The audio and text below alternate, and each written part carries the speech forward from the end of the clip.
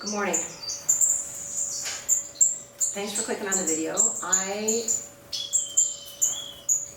had a little bit of an epiphany, and I need to do some work this weekend. I'm going to be gone next weekend, so I have some incentive to get a lot of stuff done this weekend, which starts right now.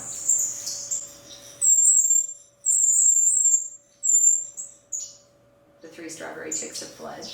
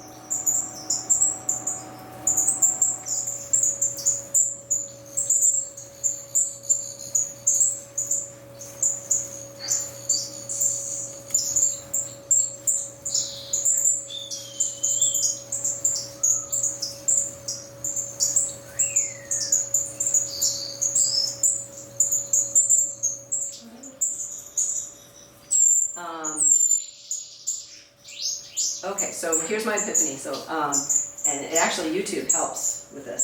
So, basically YouTube gives you all these analytics, and it explains how many people watch your videos, and do they subscribe to your channel, and not specifics, like I don't get your name or anything. And how long do they watch videos, whatnot. And the epiphany is that I'm not going to be able to afford to keep the aviary all winter. So I got to get birds out of there. Now, that has lots of advantages. So the current status, I've got the 7 twin spot babies that are independent in there. Both of the parents have built 2 sets of nests. They started building, I took them out, they rebuilt again with moss, and at least one of them has 2 eggs in it. So I got to think about that a little bit. The parrotfinch babies, or parrotfinch parents, are going to be fledging out either 4 or 5 chicks in about 4 or 5 days. And there is one chick from the last clutch that's still in the aviary. I haven't been able to catch him. The dad would very much like that baby to be gone. And I did get a chance to catch Peter, the dad, and I clipped his wings back so he can fly, but he tires more quickly, so he's not quite as relentless chasing the young chick, who is probably also a male. So in the meantime, I've sort of got that figured out, but I would really like to get that young male out of there before the new chicks fledge, because I think there's going to be some strife there. And I'd also like to get the 7 twin spot chicks moved out as well. And then Peter and Molly are going to have to come out anyway, because they can't have another clutch. They literally cannot have another clutch. That will put Molly in danger. But I have no doubt they're going to try. And then I got the twin spot, which they were not going to have another clutch. These guys can have, and they're incubating now. But those guys were not going to have another clutch.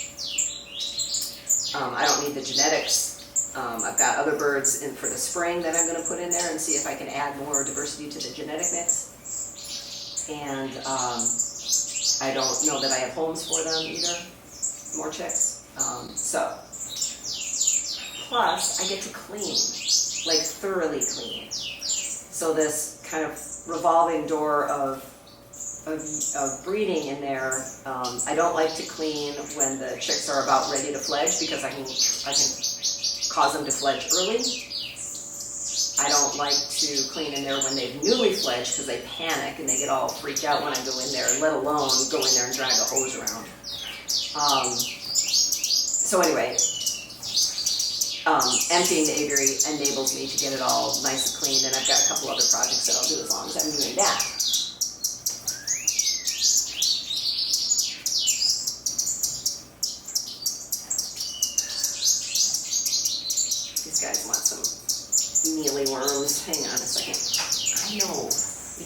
Twitter. I know. All right, here you go.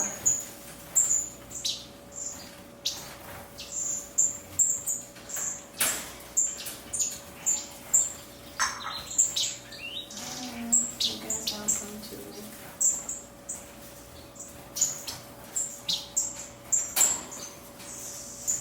I wonder if I'm the only person who gives guilt worms. Like, I give worms to the birds that really need them for the nutrition, and then I give worms to everybody else because I feel bad.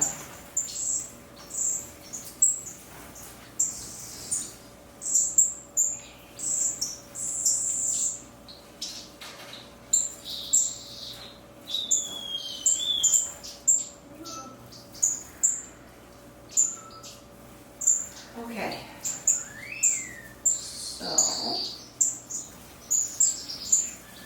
Alright, so I can't remember what I was talking about.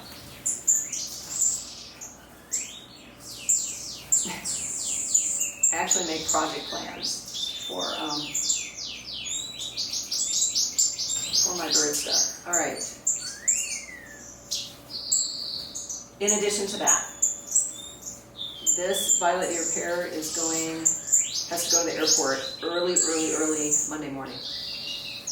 So I need to move them somewhere where I can catch them quickly, without a lot of fuss and without a lot of stress. And that is not the situation for it. So that I have to move them. The most obvious place is to move them here.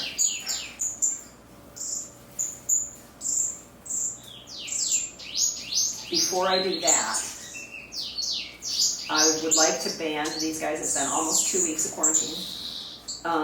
So I need to band them. I need to record their actual closed band numbers.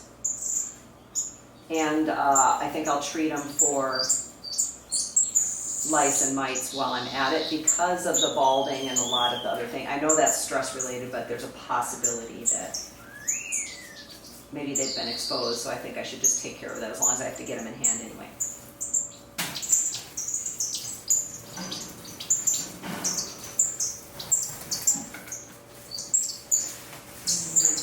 Absolute best. Alright, can you guys fly over? Can you go the other side? No. Put everybody on that side.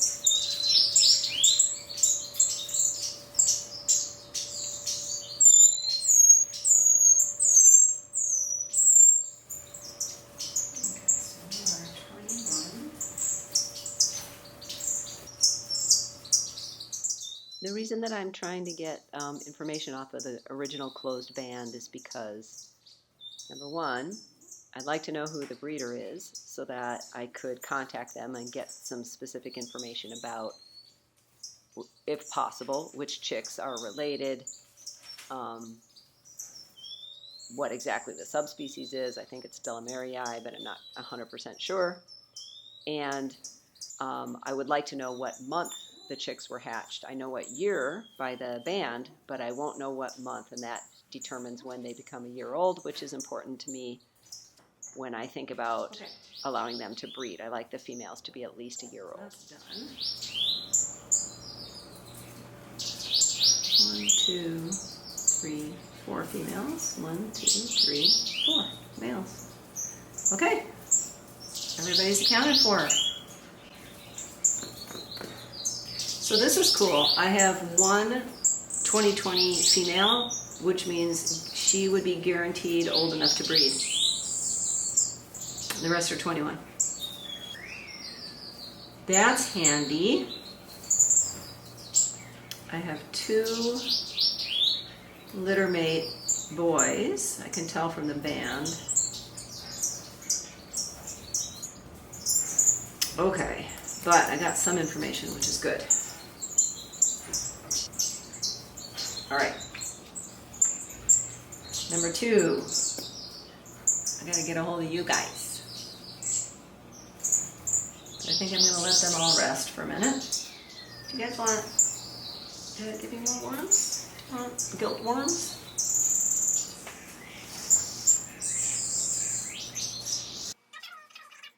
This is me describing step 2 through 11 of my big plan, which doesn't matter because the next morning there's a whole new plan.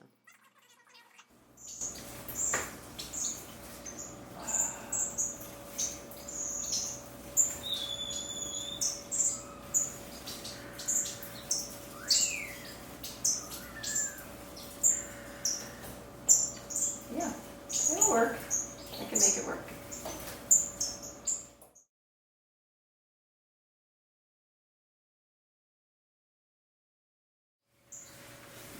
Good morning. Plan B. This is my normal way of trying to catch the birds. I have a little pass through there, and then I put something awesome. Oh, shit, she's in there. Hang on. I was just going to explain that I have not been able to catch anybody, and I need to hasten the process. So, hang on 1 second.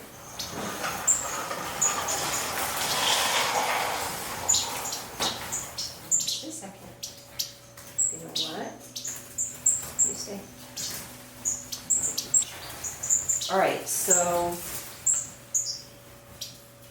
here's what's going on. Those guys are unhappy. At first I thought they were unhappy just because I handled them and banded them, but I think there's more to it.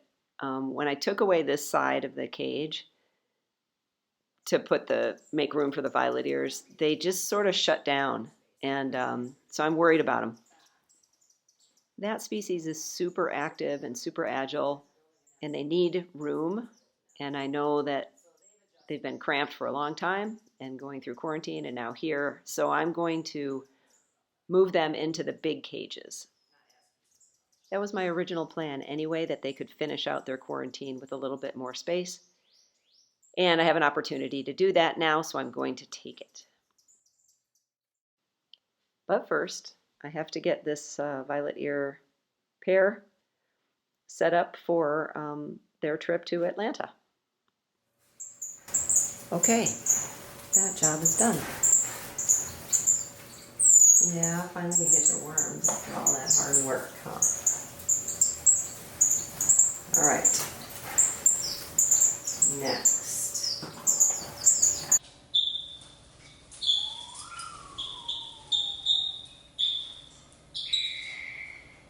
Okay, so the next thing to do is to move those guys. Next thing is just close all the doors. Is to move those guys over here. The reason I'm going to do that is because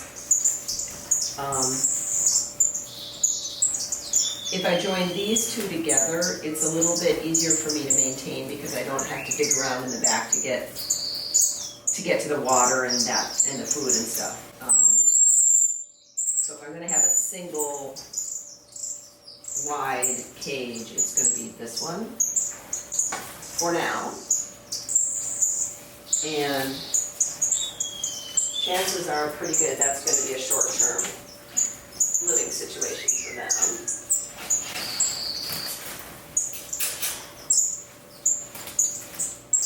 And I'll show you the video clip of what just happened when I united the boy and the girl, which was very upsetting to my other VE pair over there. And so I had to turn that cage so they can't watch.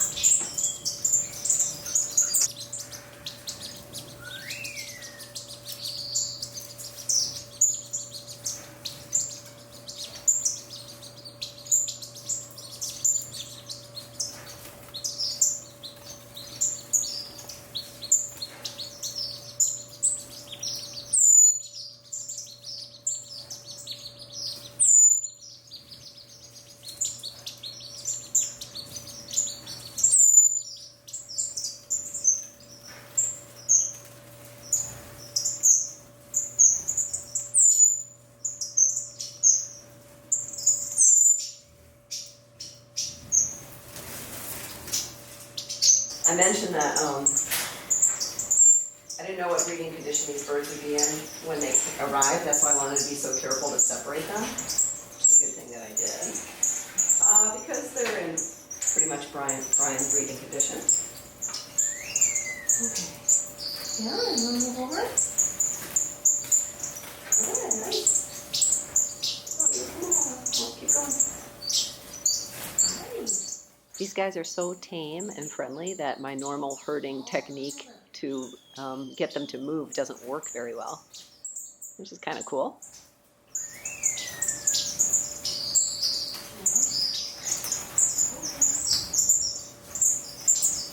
Good, nice, good boy. Okay, can you figure that out? Perfect. No, stay right now. So what I have achieved is those two cages cleaned, kind of reconfigured for double wide. It's open visually to the violet-eared cage, which should be fine. If it's not, I can always put the solid divider in. So I think now all I need to do, or all I'm going to do, is leave those together,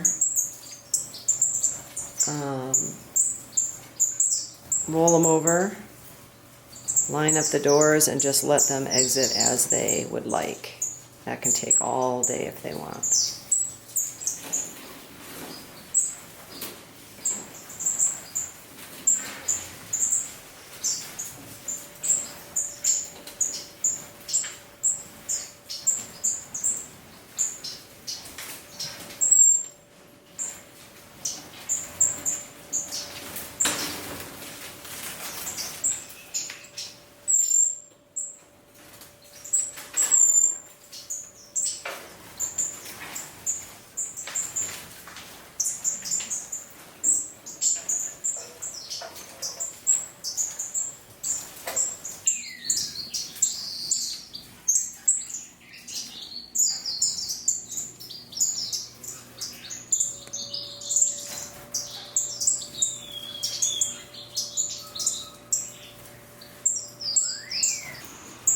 Check my list. Number 2, done. Number 3, done. 4, done. Yeah, I only got through 4 of 11 before I changed the plan. So,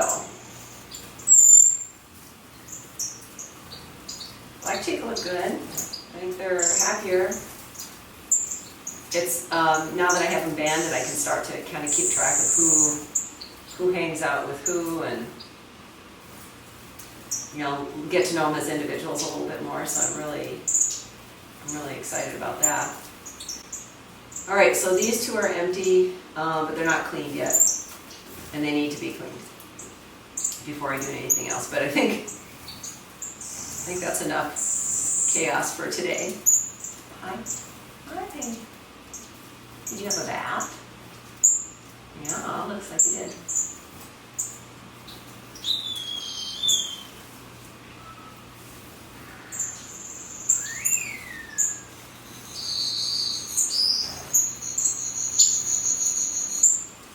Green and black. Green and black.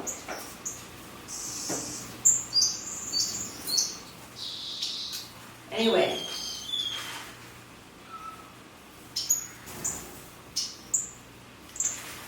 I'll have to review that plan. Did I mention that I just love that I can sit here and look at all of my birds? I can even see the strawberries. You can even see into these guys.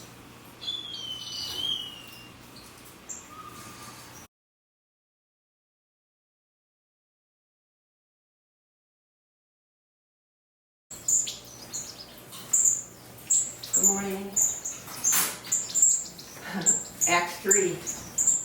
My plans survive the night.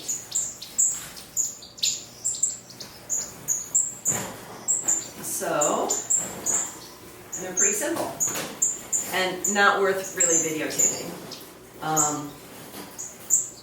I've got to clean these cages, catch those two guys, go sit around with a cup of coffee in the warming area waiting for somebody of interest to go into the warming area so I can catch them. And that's it. And then I get to sit around and watch my birds and take notes as much as possible over the next ever, always. And that's it. That's all I'm going to do. And so nothing to show you guys.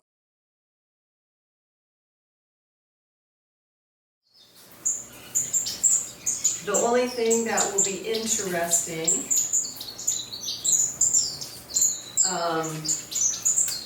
in the near future,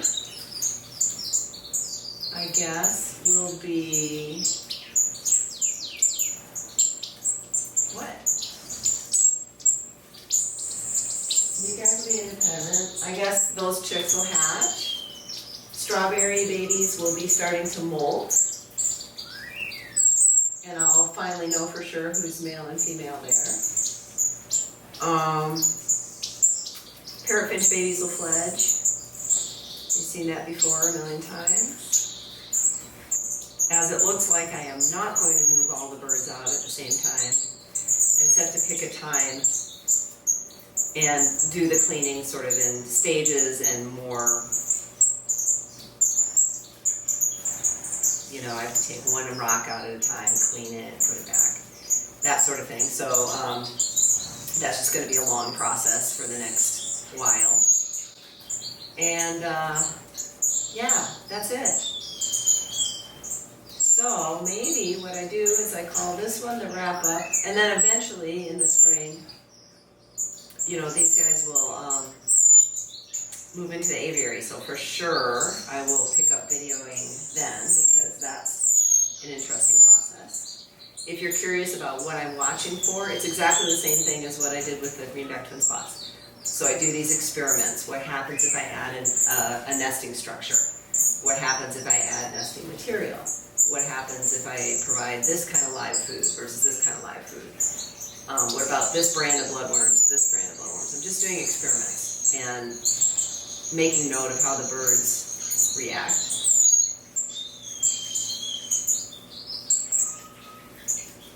And yeah, that's it. That's how I actually spend most of my time. I don't videotape it because there's nothing to see.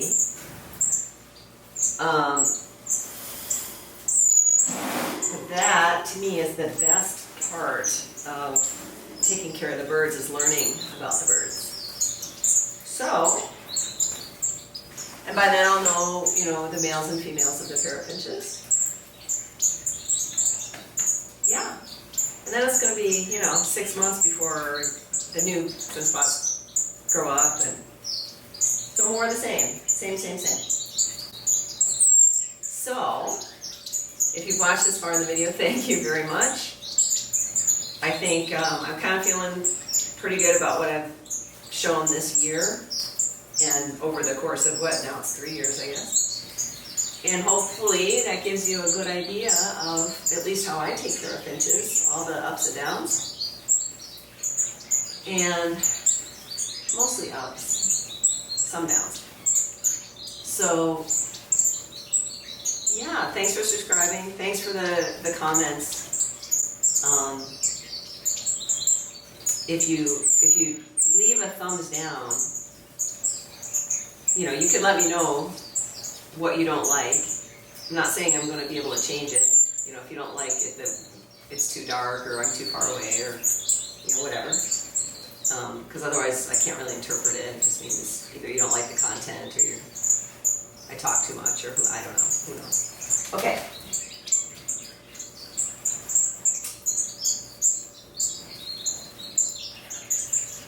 Yeah. I'll try and videotape a little bit better when I'm banding the birds, just because I know I do that from far away. The reason I don't is when I'm handling the birds, it's all about the birds. I don't want to stress them out any longer than possible. I'm not going to show, I'm not going to configure the view so it's nice for the camera. That's why I don't videotape in the nest or anything like that either. I just, even though it'll be interesting to see, I'm sure, I just don't want to bug the birds unnecessarily, just, for the purpose of videotaping. Watch your face. Oh, you're okay. You're okay.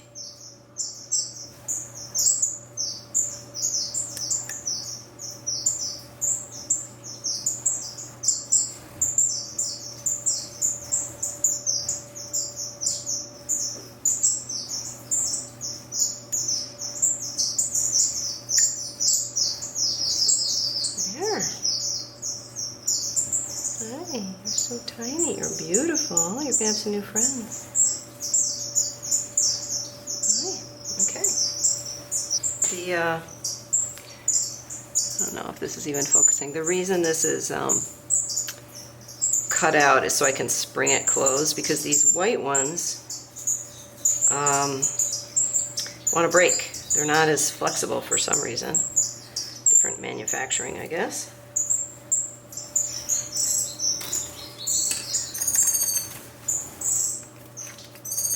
Don't bite me.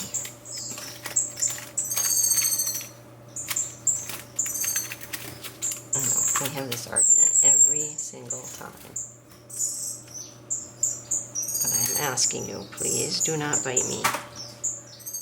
You might notice that for toenails, I hold the bird differently. I hold their head between my index finger and my next finger over. This hold I can secure each leg for trimming, where when I hold it the other way I can only access one leg conveniently for banding. And then this clipper is baby nail clipper, and this is the more guillotine style that you would use for, say, dog toenails, and I reserve that one for the bigger nail on the back toe. It's a little bit harder to see because it has a lot more metal past the clipping end, where the little one you can clip right at the end of the scissor. Oh, I'm going to dump it on the floor.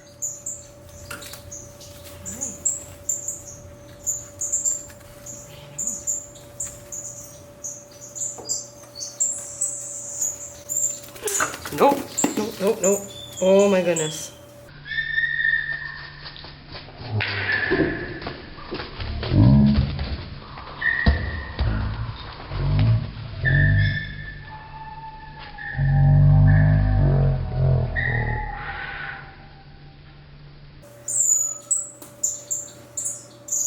I'm sorry I got you by your wing.